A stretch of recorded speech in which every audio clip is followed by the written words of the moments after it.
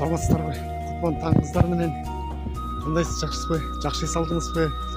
Бүгүн Кудай буйрса 14 февраль 2024 жыл. Кутман таңда баардык жакшылык каалайм. Ден соолукта болуңуз, аман болуңуз, ишиңиз тийгилип коштолсун.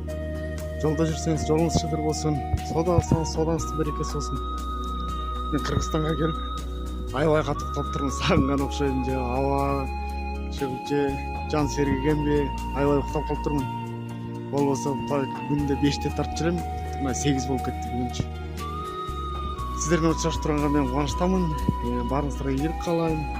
Кем болбоңуздар, Кудайым экеселеп берсин бүгүн.